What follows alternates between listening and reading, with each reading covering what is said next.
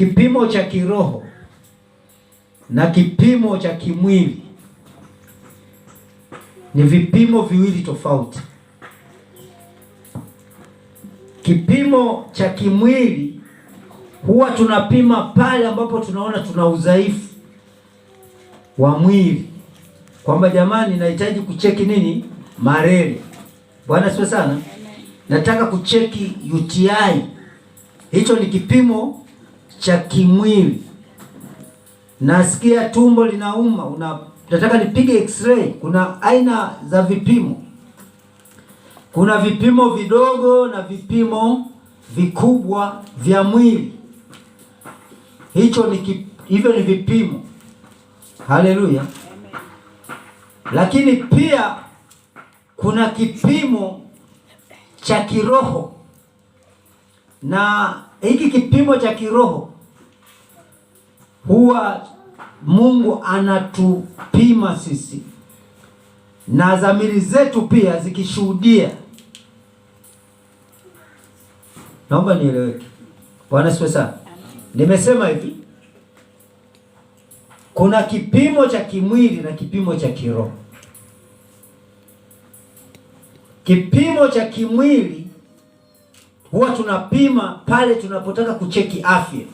Kuna mwingine anaweza kuwa haumwi, lakini akaenda kupima, ukaenda kucheki. Na hivi vipimo vinatofautiana. Kuna vipimo vikubwa. Una hospitali nyingine ukienda kipimo hicho hakipo, mpaka uende hospitali ya rufaa ndio unapata vipimo. Kuna vipimo hospitali nyingine hazina vipimo vya eko. Bwana siwe sana. Vipimo vya moyo nyingine haina. Vipimo vya kucheki kichwa vingine hivyo ni vipimo vya kimwili. Lakini sisi vipimo vya kiroho, daktari mkubwa, daktari bingwa ni Mungu. Ameweka vipimo, na wewe mwenyewe unaweza kaona roho yako, kwa sababu mwanadamu ni roho. Kuna wakati kiroho cha mwanadamu kinaumwa. Kiroho cha mwanadamu unafanya kinaumwa, yani mwanadamu anaumwa kiroho. Sasa mchungaji, kweli mwanadamu huwa anaumwa kiroho? Jamani, mwanadamu huwa anaumwa kiroho. Kama vile mwanadamu anavyoumwa mwili, pia mwanadamu huwa anaumwa kiroho. Wangapi wanaamini hivyo? Haleluya. Haleluya. Mwanadamu kama anavyougua mwili unaugua, unamhitaji daktari, ndivyo hata roho inamhitaji daktari ambaye anaweza kufanya matibabu ya kiroho.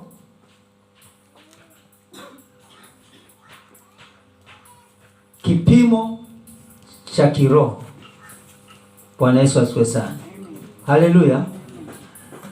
Sisi tumepewa mtihani mzito sana katika dunia hii, ambao ukiushinda tu utakuwa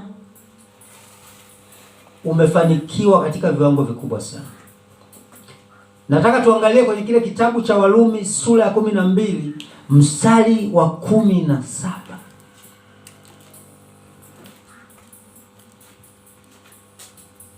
Kipimo cha kiroho ni katika mitihani ambayo Mungu anakupa. Mungu ametupa mtihani ambao ukifanikiwa kuushinda umefanya vizuri. Haleluya. Ninaomba unisomee Warumi ile sura ya 12 anzia mstari wa 17 mpaka 21. Warumi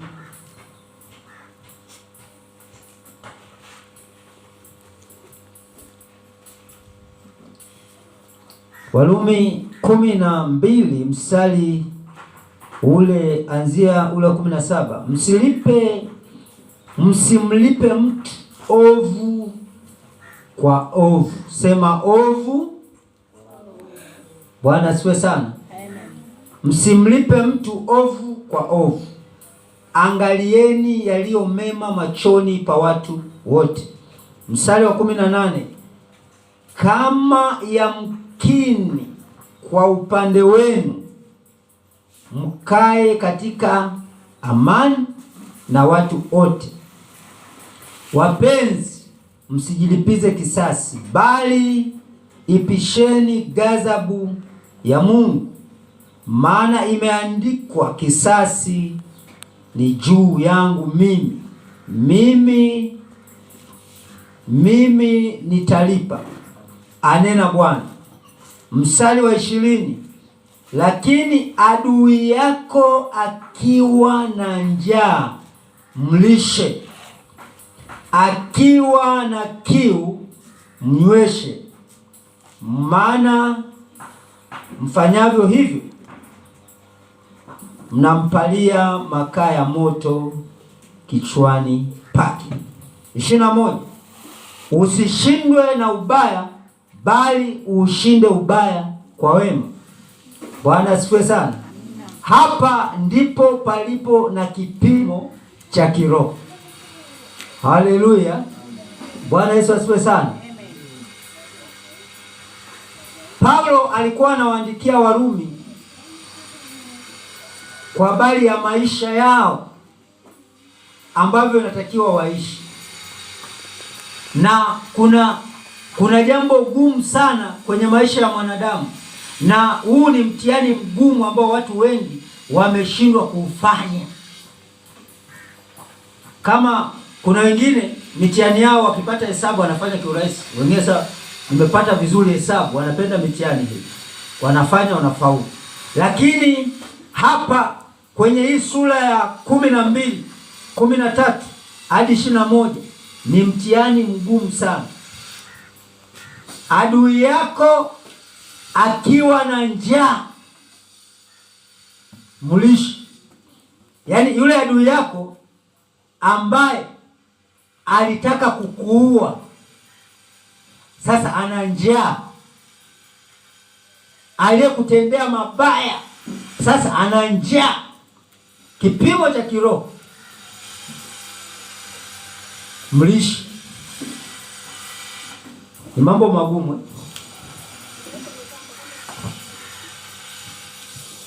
Tunaelewana wana wa Mungu?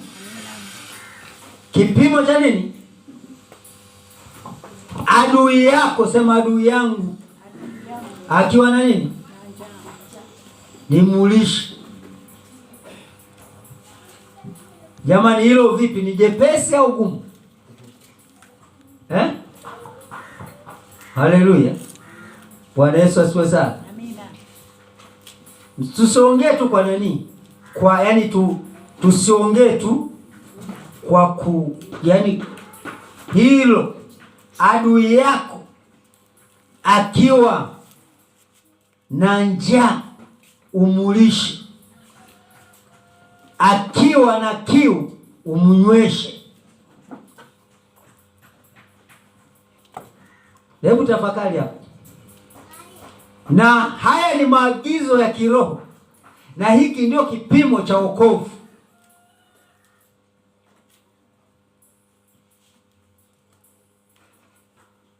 Adui yako ana njaa umlishi, na mlishi ana kiu mnyweshi. Huu mtihani watu wengi wamefeli sana. Haleluya. Haleluya, kanisa la Mungu. Tunahitaji neema ya Bwana. Haleluya. Tunahitaji neema ya nani? Itusaidie. Huu mtihani wa kumlisha adui, tunahitaji neema ya Bwana. Lakini hiki ndio kipimo cha maisha yetu ambao tunataka tuishi.